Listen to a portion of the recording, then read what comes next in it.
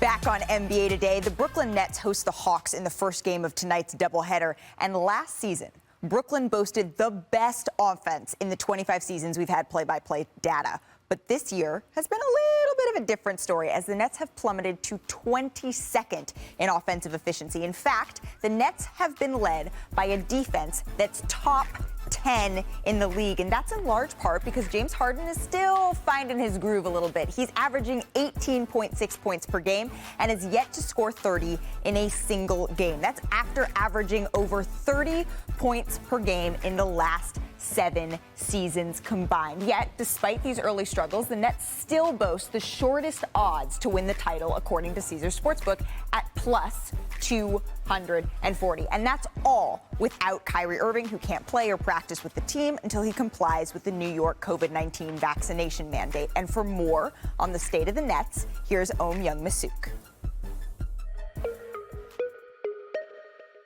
Nothing to do with the organization. It has nothing to do with my teammates. The last thing I wanted to create was more distractions or more hoopla. We still have myself and Kevin to lead and guys that need to step up. It's been just over 3 weeks since the Brooklyn Nets made Kyrie Irving point guard non grata. And what have we seen? Durant is going to highlight. Harden lobs it up. Bembry. Oh, and a block from Durant.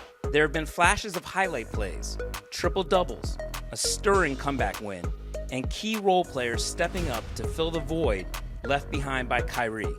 But there have also been blowout losses. Rebound, Holiday. Oh, touchdown pass. Moments of frustration. Durant just chucked the ball into the stands. And even a protest at the home opener.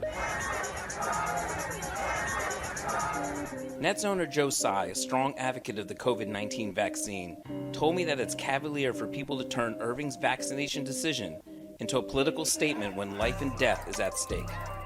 As of late last week, Tsai said he had not spoken to Irving since the team decided to move forward without him until he is vaccinated. But he did mention the point guard's name multiple times unsolicited when talking about the core of the team.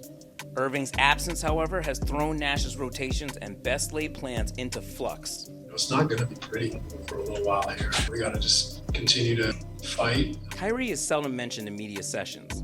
However, last week, Kevin Durant was asked what the difference is in the Nets' offense. I know what you want me to say. Yeah, we do miss Kyrie. He's a part of our team. Until he's able to return, Irving hangs over the team like a tower crane over another New York skyscraper.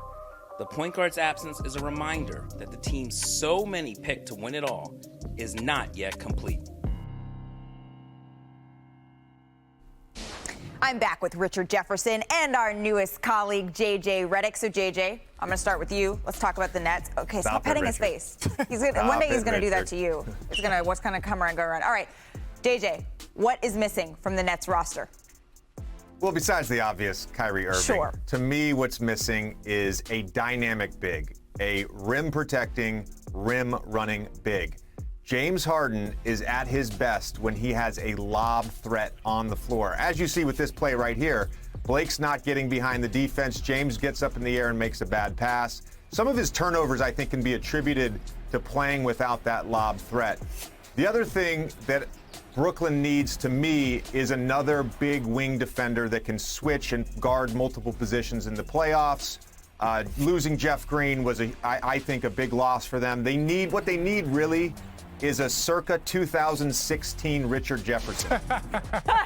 Well, thank you. No one has ever said that before. And no one's ever going to say it again. And it's interesting, right? Because it seems like potentially they had that lob threat in Jarrett Allen, but he was dished out in the James Harden trade. And maybe you look at a Nick Claxton that James Harden has said he really likes passing to, but is still developing and hasn't been able to play with a non-COVID related illness. So, Richard, what are your early impressions of the Nets this season, other than they need you out on the floor? Well, obviously they could use me out on the floor, but the main thing is, like he said, to his point, that roll and replace guy. They don't have that roll guy because that opens up the floor for the three-point shooters. We've seen Joe Harris get off to a little bit of a slow start, not his normal, consistent JJ Redick style shooting. So what he's got to do is he's got to figure out a way to be aggressive. But what I do like is LaMarcus Aldridge. LaMarcus Aldridge, last year after the heart situation that he had, no one thought he was going to ever play again. And now he's back to being an impact player for the Nets. He does give them, in my opinion, a better post-up threat than, let's say, a Blake Griffin. He's a guy that if they do switch on him, you can put him into the post against a big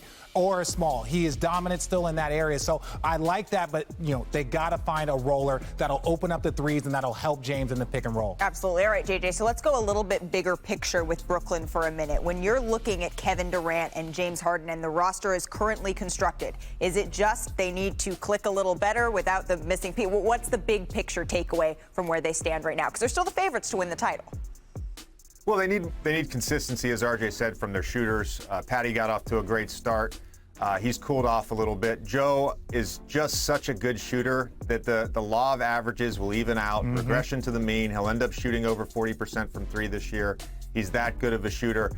The other part about the lob threat, it's not just in James's pick and roll, though. It's also in his isolation. So as he beats his guy off the dribble, to have someone behind the defense, and we hope it can be Nick Claxton, can be that guy for them that can be that lob threat. He's already a guy that can switch and play multiple positions, but as you said, he's still developing. Yeah, it's very difficult for a young player that's, like, hey, he's a first-round pick, he's that guy, and it's like, no, you have to be at a championship level. So I just think that that's going to take a little bit more time for Claxton to kind of get that momentum and understand everything that, is going to take. But the Brooklyn Nets have everything that they're going to need in order to win a championship. And one thing that Steve Nash said, he goes, our defense didn't really improve in the postseason. We just had some vets that knew how to pick it up. So just like we mentioned the Lakers earlier, that it's kind of an 82-game stretch for them before we'll see their best defense and their best basketball. I think it's the exact same thing with the Brooklyn Nets.